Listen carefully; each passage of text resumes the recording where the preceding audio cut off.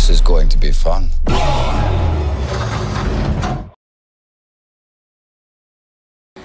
Ada sebagian orang mengecilkan perjuangan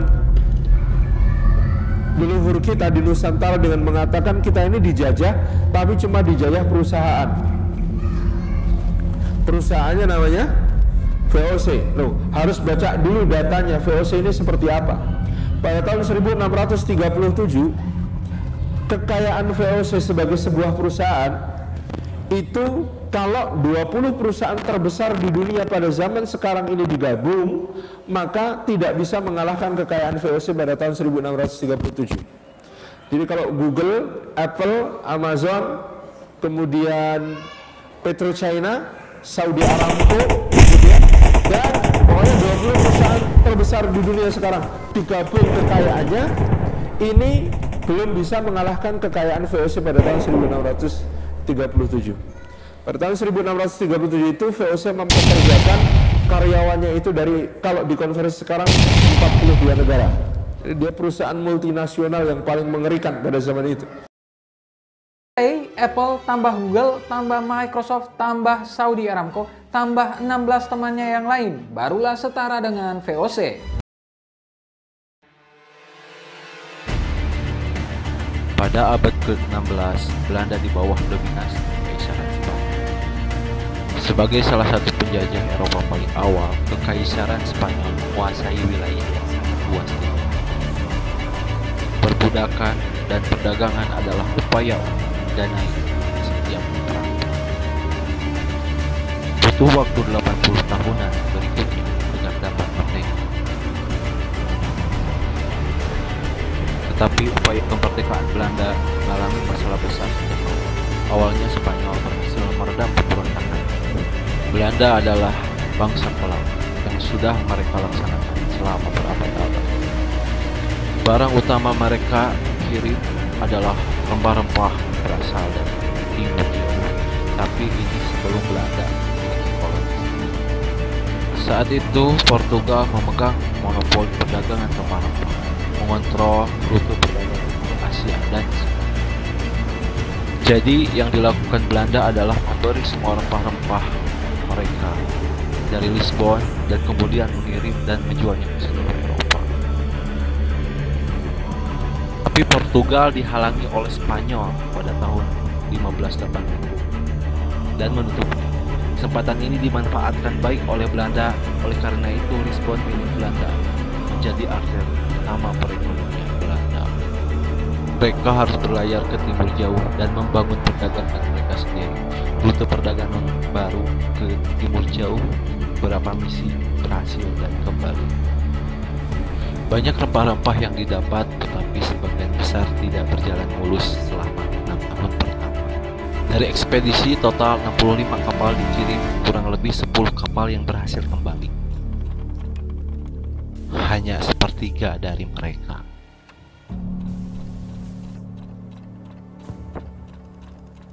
Pada 1596, Cornelis de Houtman berhasil mendarat di Banten. Sikap Belanda yang kurang ramah dan berusaha memonopoli perdagangan di Banten membuat Sultan Banten itu marah. Akibatnya ekspedisi terbilang gagal. Hal ini mendorong Ratu Elizabeth I memilih jalan diplomasi untuk mengirimkan surat permohonan restu kepada Sultan Aceh untuk mengizinkan Inggris berdagang di Nusantara.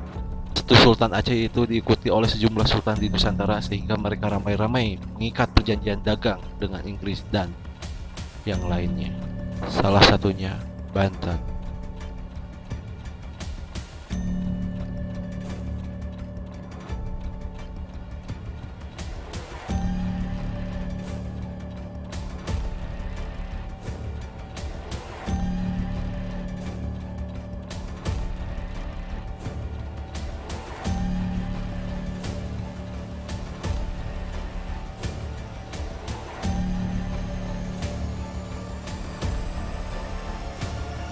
Berlin Ost Indische Company atau lebih dikenal dengan VOC merupakan perusahaan dagang tersebut.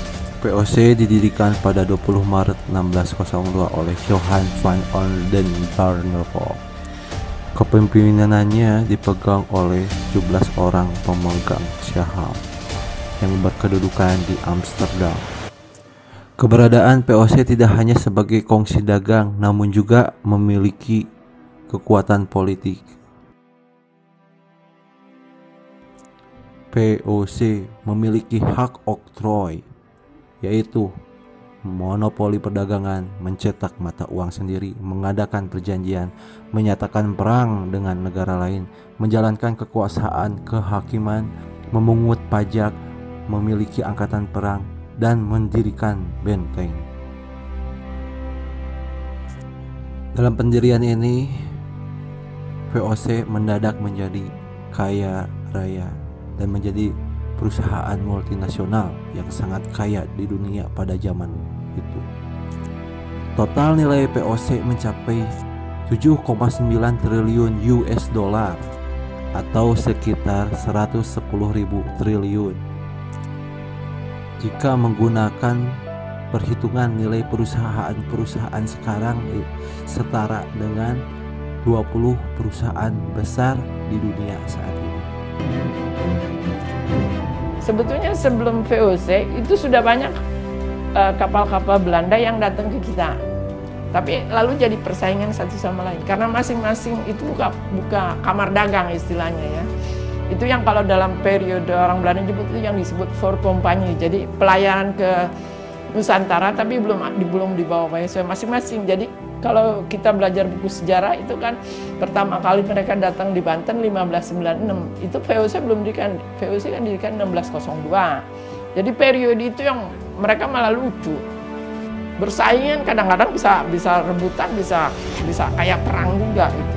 Sebetulnya mereka itu sebagai orang Belanda yang pertama sampai di Kepulauan Indonesia sebagai sebuah persekutuan dagang gitu ya, yang dikirim oleh kota-kota itu. Mungkin ada orang Belanda personal yang pernah nyampe lebih dulu, tetapi mereka nggak merepresentasikan bangsa Belanda, tapi ikut oleh kapal Eropa yang lain. Nah, setelah mereka sampai di Nusantara, terutama di Banten ketika itu, dan kemudian sempat menyusuri pantai utara Jawa sampai ke Kepulauan Maluku, daerah produksi rempah-rempah, dan kembali ke Belanda, menikmati keuntungan yang sangat besar. Itu terjadi di sekitar tahun 1596. 1596 armada dagang Belanda yang pertama sampai di Banten. Itu ternyata ketika kembali ke Eropa, keuntungan yang didapat itu berlipat-lipat, dan itu kemudian mendorong kota-kota dagang lain dan maskapai-maskapai dagang lain itu mengirimkan ekspedisi yang sama. Akhirnya terjadilah semacam kompetisi dalam mendapatkan rempah-rempah di Indonesia dari maskapai-maskapai dagang yang ada di Belanda. Nah, jadi ketika akhirnya di Belanda dibilang, udah kita daripada bersaing malah nggak untung, merugikan, lebih baik kita berkumpul. Makanya dibikin persekutuan. VOC itu persekutuan dagang. Kalau orang Betawi nyebutnya company, lalu company itu kan dari kompani. Company itu artinya dua, persekutuan dagang, tapi juga semacam kelompok dalam tentara itu. Company kalau orang Betawi itu zaman company. VOC itu adalah sebuah perusahaan multinasional.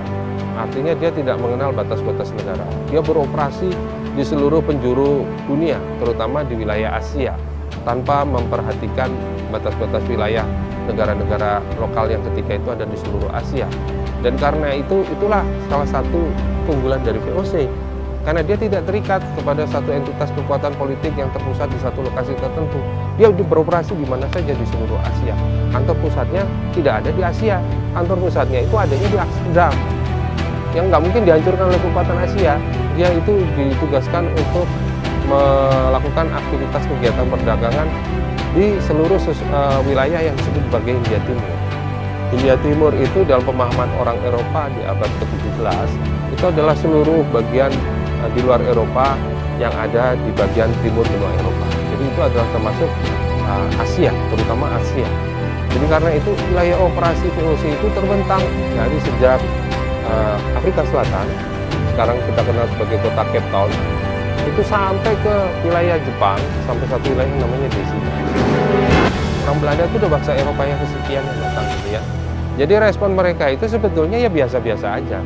Baru jadi problem ketika Belanda, terutama di wilayah-wilayah tertentu yang menghasilkan komoditi itu, berusaha menegakkan monopoli.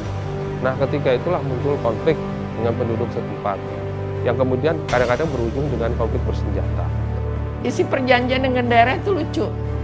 Cuma VOC cuma menuntut bahwa mereka mengakui kekuasaan VOC. Itu aja. Nanti baru disebut mereka harus ada semacam menyetor sekian, jadi kayak perjanjian dagang gitu. Yang mereka butuhkan hanya pengakuan kekuasaan. Yang orang kita nggak ngerti bahwa itu secara diplomatik oleh pihak Eropa itu dianggap Anda udah menguasai. Kalau masalah perlawanan, ada banyak perlawanan ya. Di abad 17 itu ada Sultan Agung yang sempat 2 kali menyerang Batavia tahun 1628 dan 1629. Kemudian ada juga perlawanan dari Sultan Hasanuddin di Makassar tahun 1666 yang kemudian juga berakhir dengan perjanjian Bongaya, di mana kemudian VOC berhasil menundukkan Makassar. Dan ada banyak lagi perlawanan ya sepanjang abad ke-17, tapi memang yang terbesar kemungkinan adalah 2 itu ya, yaitu apa yang dilakukan oleh Sultan Agung dari Mataram itu, dan juga oleh Sultan Hasanuddin. Setelah itu banyak perlawanan, tapi saya kira tidak ada yang mengancam secara serius ya keberadaan VOC di Indonesia. Tahun 1669, VOC bahkan menjadi perusahaan dagang terkaya di dunia. Namun keserakahan pula lah yang membuat VOC mengalami kemunduran. Sampai kemudian, akhir tahun 1799, VOC resmi dibubarkan karena mengalami kebangkrutan. Yang pada abad ke-18 menjadi beban bagi VOC, karena jaringan kegiatan perdagangan mereka sudah sedemikian meluas, sementara pengawasan tidak terlalu ketat dilakukan, karena wilayah operasional yang besar sekali. Banyak pejabat-pejabat VOC bekerja di wilayah-wilayah yang jauh dari Batavia. Itu kemudian mengembangkan private trade ya, perdagangan pribadi. Yang tadinya itu mungkin dikerjakan untuk mendapatkan keuntungan bagi VOC, sekarang itu lebih banyak dilakukan untuk keuntungan pribadi. Jadi mereka kemudian semakin kaya, sementara perusahaan VOC semakin lama pendapatannya semakin menurun. Iya, itulah yang disebut dengan korupsi kalau bahasa sekarang. Sebetulnya 1795 dia udah bangkrut.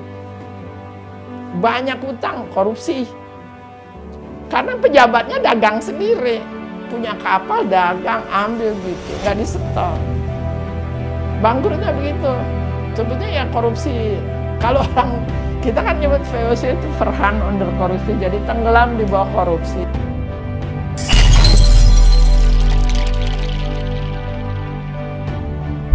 This is going to be fun.